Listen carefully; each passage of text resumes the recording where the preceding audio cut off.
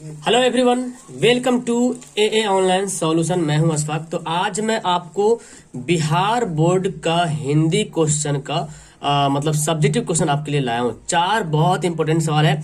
इन चारों में से तो आपको याद करना बहुत जरूरी है। 2 नंबर का सवाल आता है इनमें से, ठीक है। 2 नंबर का सवाल आता है तो याद जरूर कीजिए। आप अगर पढ़ रहे हो क्लास 10th में और बिहार बोर्ड से आप रिलेटेड हो तो आपको हिंदी का जो सब्जेक्टिव क्वेश्चन सिर्फ ऑब्जेक्टिव क्वेश्चन में डिपेंड नहीं रहना, सब्जेक्टिव क्वेश्चन भी देखना है, ठीक है। तो इन सवाल को मैं अच्छे तरीके से पढ़ के यहाँ पे समझा देता हूँ। आपको करना क्या है, अपने कॉपी पर इसको नोट कर लेना है, ठीक है। अपने कॉपी पर इसको नोट करेंगे तो क्या होगा कि आपको बहुत अच्छे तरीके से याद हो जाएगा, ठीक है। और ये पता आपको ये क्लास 10 के लिए।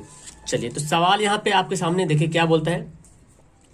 लेखक किस विडंबना की बात करते हैं, विडंबना का स्वरूप क्या है, ठीक है।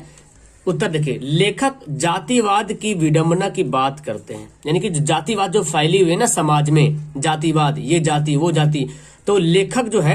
अच्छा, लास्ट में इसका होमवर्क भी दूंगा, ठीक है। आप तो इसको लिख लीजिए, ये होमवर्क पहला कि इसको आप लिखिए अपनी कॉपी में। अगर लिखा हो तो अच्छी बात है, और नहीं लिखा हो तो लिख लीजिए और याद कर लीजिए। दूसरा वीडियो आने से पहले कि इसको याद कर लीजिएगा, ठीक है।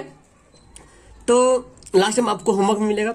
लेखक जातिवाद की विडंबना की बात करते हैं। जातिवाद जो फैला हुआ है, ये श्रेष्ठ, इस जाति को श्रेष्ठ दिया जाए, इस जाति को थोड़ा कम सिद्धांत, थोड़ा कम जो है अहमियत दिया जाए, वही बोलता है कि लेखक बोलता है जातिवाद की विडंबना की बात करते हैं।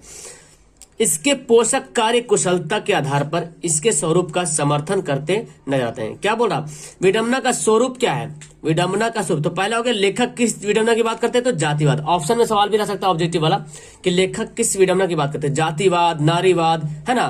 तो आप याद रखेंगे जातिवाद विडंबना की बात करते हैं। विडंबना का स्वरूप क्या है, तो बोलता है इसका स्वरूप का समर्थन करते नजर आते हैं। किसका स्वरूप, इसके पोषक कार्य कुशलता है। कुशलता के आधार पर है, कुशलता यानी कि ऐसे भी देखते हैं जो ज्यादा कुशल होता है उसको उस जाति के आधार पर देखा जाता है। और बहुत लोग तो अपने अपने उस जाति को बना लेते हैं। कोई अगर कुछ और जाति एकदम नीच जाति का है, अगर पावरफुल हो गया, कुशलता काफी है, तो वो मतलब ऐसा हो जाता है कि लगता है कि वो किसी और जाति का है, कुछ ऊंचा जाति वाला है, ऐसा बन जाता है। तो बोला इसके पोषक कार्य क्या है, कुशलता के आधार पर इसके स्वरूप का समर्थन करते नजर आते हैं, है ना। ये आप सवाल लिखेंगे इसका आंसर। चलिए सेकंड सवाल देखते हैं। किन कारणों से बहादुर ने एक दिन लेखक का घर छोड़ दिया, ये भी पढ़े होंगे आप बहादुर चैप्टर में। किन कारणों से बहादुर ने एक दिन लेखक का घर छोड़ दिया। देखिए, किशोर तथा निर्मला के द्वारा बार बार अपमानित होना तथा उसे पीटना। किसको, बहादुर को, है ना। यानी कि किशोर तथा जो निर्मला था, किशोर और निर्मला था, वो जो है बार बार अपमानित करता था, बेइज्जत करता था और उसे पीटता भी था। वहीं दूसरी ओर उस पर रुपये चोरी का आरोप लगाया गया, यानी कि रुपये चोरी करने का जो है आरोप लगाया गया। और लेखक द्वारा भी पीटा जाना। तो यही सभी कारण था, वह लेखक के घर छोड़ के चला गया। तो इस ज्यादा तो टफ है नहीं, है ना, इजी सा है कि किशोर और निर्मला जो था वो दोनों जो है बार बार किशोर बहादुर को अपमानित करते थे, उसे पीटते थे। आप अपने लफ्ज में ऐसे भी लिख सकते हो कि किशोर तथा निर्मला जो थे वो बार बार बहादुर को अपमानित करते थे, उसे पीटते भी थे। और वहीं दूसरी ओर उस पर रुपये चोरी करने का आरोप भी लगाया गया था तथा लेखक द्वारा भी उसे पीटा गया। यही सब कारण होता था कि जो लेखक घर छोड़ के जो है चला गया। इजी है, आपको याद भी हो गया। चलिए तीसरा सवाल। धर्मों की दृष्टि से भारत में क्या महत्व है, धर्मों की दृष्टि से भारत का क्या महत्व है। देखिए उत्तर क्या है।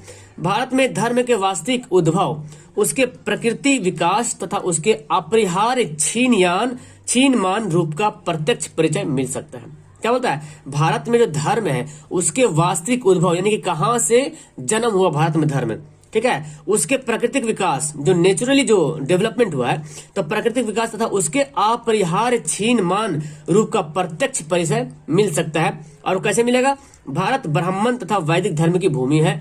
आप वेद वगैरह पढ़ेंगे तो उसमें बहुत अच्छे तरीके से जो धार्मिक किताबें हैं तो उनमें आपको बहुत अच्छे तरीके से मिल जाएगी भारत में किस धर्म से शुरुआत हुआ भारत में, ठीक है। तो ये बोला धर्मों की दृष्टि से भारत का महत्व क्यों है। आप भी देखोगे और भी यहाँ पे लिखा हुआ क्या कि यहाँ अनेक धर्म के लोग रहते हैं। जाहिर सी बात है, इन्हीं कारणों से धर्मों की दृष्टि से भारत का महत्व अलग है। और जो सारे देश है, इसके अलावा और भी बहुत सारे देश हैं, लेकिन वहां धर्मों की दृष्टि से कोई इंपोर्टेंस नहीं रखता, महत्व नहीं रखता। लेकिन भारत में अभी भी आप नजर उठा करके देखेंगे तो कई प्रकार के धर्म यहाँ पे देखने को मिलेगा। हर धर्म के अपने अपने जो है धार्मिक किताबें हैं, और उनके ऋषि मुनि जो अभी अपने धर्म के बारे में बहुत अच्छे तरीके से मतलब उसमें जो है विस्तार से उसका जो है परिचय दिए हैं। तो यहाँ पे बताया जा रहा कि क्या बोल रहा है कि ब्राह्मण या वैदिक धर्म की भूमि, भारत जो है ब्राह्मण या वैदिक धर्म की भूमि है। यहाँ पे बहुत सारे धर्म जैसे कि बौद्ध जान लीजिए, जैन धर्म जान लीजिए, बौद्ध धर्म, जैन धर्म बहुत सारा है यहाँ पे। यहाँ निवास करते हैं, शरण लिए हुए हैं, है ना। तो आप इनमें से कुछ आप बढ़ा के भी लिख सकते हैं और इतना भी लिखते हैं, कोई दिक्कत नहीं, ठीक है। एक और लास्ट सवाल देख लीजिए। ये बोलता है कि मनुष्य बार बार नाखून को क्यों काटता है? आप भी काटते हैं, हम भी काटते हैं, क्यों काटता है? एक्चुअली आप पढ़ेंगे इस लेसन में तो पता चलेगा कि नाखून क्यों काटते हैं। मनुष्य बार बार नाखून अपनी बर्बरता हटाने या छिपाने के लिए काटता है।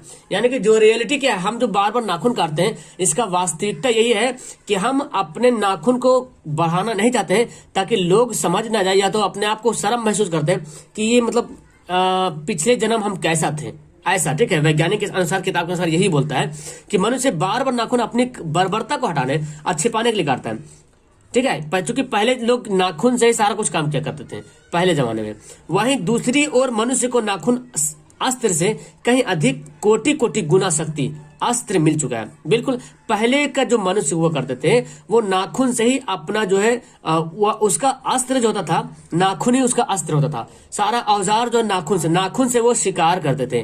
तो लेकिन अब जो है वर्तमान में क्या देखा गया कि नाखून जैसा अस्त्र से भी कहीं अधिक जो है, इससे बहुत शक्तिशाली जो है वो अस्त्र मिल चुका है। और आप भी देख रहे हैं, अब नाखून की तो जरूरत भी नहीं पड़ती, अब तो तलवार की भी जरूरत नहीं पड़ती, डायरेक्ट एकदम 2 मील दूर भी है तो आराम से आप शिकार कर सकते हो किसी का, है ना। तो इसलिए नाखून को हम लोग जो है काट लेते हैं, हटा लेते हैं। तो मनुष्य के बारे में बताया कि क्यों काटते हैं, समझ आ गया। ये 4 सवाल था, बहुत इंपॉर्टेंट था। आप होमवर्क लिख लीजिए। आपको क्या करना है, होमवर्क कमेंट करना है। पहला होमवर्क क्या था, देखिए पहला मैं बताता हूँ। ये जो सवाल पढ़े ना, लेखक किस विडंबना की बात करते हैं, आप मुझे बताएंगे होमवर्क में। आप मुझे ये बताएंगे ये किस लेसन से लिया गया है, ये जो है लेखक ये किस लेसन से लिया गया और इसके राइटर कौन है, ठीक है। ये किस लेसन से लिया गया, इसके राइटर कौन है। यहाँ भी किन कारणों से बहादुर एक दिन लेखक का घर छोड़ दिया, ये किस लेसन से लिया गया सवाल, ये प्रश्न जो है किस लेसन से है और उस लेसन के लिखने वाले कौन है। आपको अगर आप अच्छी तरीके से पढ़ रहे तो आप इसका आंसर नीचे कमेंट बॉक्स में करेंगे। बाकी ये सब याद करना आपकी जिम्मेदारी है, ठीक है। धर्मों की दृष्टि से भारत का महत्व क्या है, ये भी बताइए कि ये किस लेसन से लिया गया है और इसके लिखने वाले कौन है। 3 और एक लास्ट यहाँ पे, नाखून बार बार क्यों काटते हैं, ये क्वेश्चन जो है, ये प्रश्न जो है किस लेसन से लिया गया है और इस लेसन को लिखने वाले कौन है। यानी कि 4 पीस आपको मिल गया होमवर्क, 4 होमवर्क, और चारों के नीचे आपको कमेंट करना है, ठीक है। समझ में आ रहा, और आप पढ़ रहे हैं तो कमेंट करने में क्या दिक्कत, कमेंट कीजिएगा तो पता क्या होगा, आपको याद हो जाएगा, ठीक है। तो चलो फिलहाल वीडियो को यहीं पे करता हूँ लास्ट। अच्छी लगी वीडियो लाइक कर दीजिएगा। Okay bye, that's all, thank you everyone.